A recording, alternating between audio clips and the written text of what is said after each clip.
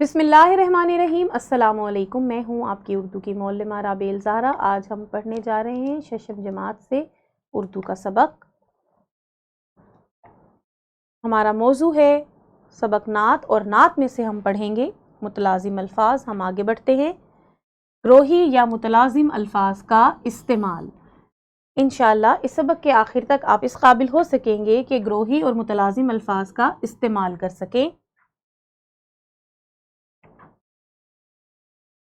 आगे बढ़ने से पहले मैं चाहती हूँ कि आप मेरे साथ एक छोटी सी सरगर्मी में हिस्सा लें।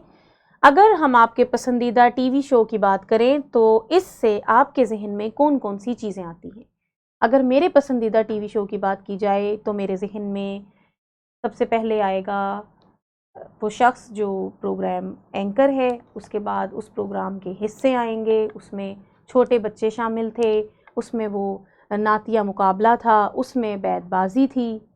आप भी वीडियो को रोकें और सोचें कि एक शो जो आपको पसंद था उसके कौन कौन से हिस्से आपको याद हैं। आगे बढ़ते हैं। किरदार, कहानी, इश्तिहारात और मज़ीद ऐसा क्या था जो आपको याद था। इसी तरह से जब हम किसी एक चीज़ से जुड़ी हुई दूसरी चीज़ों के मुतालिक गुफ्तगू करते हैं तो इसको ग्रोही या मुतलाजिम अल्फाज कहते हैं। मिसाल के तौर पर अगर मैं कोई एक लफ्ज़ लिखती हूँ जैसे कमरा जमात, तो उससे आपके जहन में क्या क्या आएगा? तख्ते तदरीस, असातिज़ा, तुलबा, कुर्सियाँ और कलम, किताबें। इनको ग्रोही अल्फाज कहते हैं। इनकी तारीफ़ की तरफ चलते हैं। मुतलाजिम, मुतला और जिम, लाजिम, एक दूसरे के लिए लाजिम, बाहम लाजिम व मलजूम। ये अल्फाज एक दूसरे से मुतलाजिम यानी एक दूसरे के लिए लाजिम व मलजूम है। ऐसे अल्फाज जिनको ज़बान पर लाते ही उनसे मुतालिका बहुत से अल्फाज जहन में आ जाएं, मुतलाजिम अल्फाज या ग्रोही अल्फाज कहलाते हैं।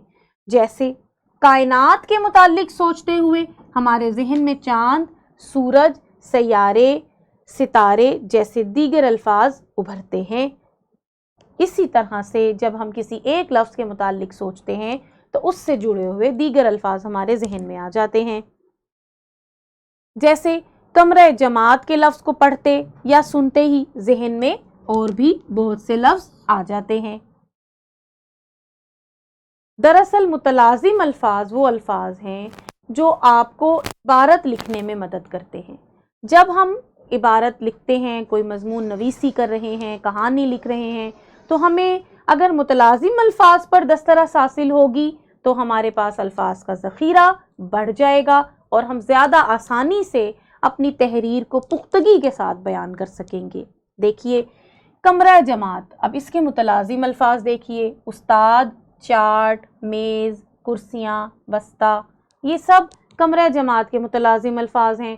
वीडियो को रोकिए और सोच के बताइए इनके अलावा और कौन से अल्फाज हैं जो कमरा जमात के मुतलाजिम हों। अब देखिए आपके सामने मैंने स्कूल का लफ्ज़ लिखा है। अब वीडियो को रोकें और मुझे बताइए कि स्कूल में कौन कौन से अल्फाज हैं ऐसे जिनको हम लिखें तो वो स्कूल के ग्रोही अल्फाज कहलाएंगे। आगे बढ़ते हैं। उस्ताद, कलम, तलबा, कॉपी, किताब, और एक वो लफ्ज़ भी है, बल्कि दो वो अल्फाज हैं जो आपके स्कूल में पसंदीदा हो सकते हैं। उसमें से एक है कैंटीन और दूसरा है खेल का मैदान। दर्ज झैल अल्फाज के मुमकिना मुतलाजिम अल्फाज तहरीर करते हुए इक़्तिबास तहरीर करें जिसमें नबी करीम सल्लल्लाहु अलैहि वसल्लम की तालीमात का अक्स दिखाई दे। जैसे कि हज, रोशन, आलिम। इन अल्फाज का इस्तेमाल करते हुए एक इबारत तहरीर करें और नबी करीम सल्लल्लाहु अलैहि वसल्लम की तालीमात का उसमें अक्स दिखाई दे। आगे बढ़ते हैं। नात में से कोई से 5 अल्फाज मुंतखब करें और उनके मुमकिना मुतलाजिम अल्फाज की मदद से एक मरबूत पैराग्राफ लिखें। पैराग्राफ नबी करीम सल्लल्लाहु अलैहि वसल्लम की सीरत और सुन्नत से मुताल्लिक हो। मिसाल के तौर पे आप लिख सकते हैं नबी करीम सल्लल्लाहु अलैहि वसल्लम। जब हम सीरतुन नबी की बात करेंगे आप सीरत लिखिए। अब देखिए कि इस से मुताल्लिका आपके जहन में कौन कौन से अल्फाज आते हैं। मसलन نبی کریم صلی اللہ علیہ وآلہ وسلم کی گفتار، کردار، حق گوئی، آپ صلی اللہ علیہ وآلہ وسلم کی خوراک، آپ کا لباس، یہ تمام کردار آپ کی سیرت سے متعلق ہیں۔ اسی طرح جب آپ مضمون نویسی کرتے ہیں تو وہ آپ کے لیے بہت آسان ہو جاتا ہے اگر آپ گروہی اور متلازم الفاظ بنانا جانتے ہیں۔ شکریہ۔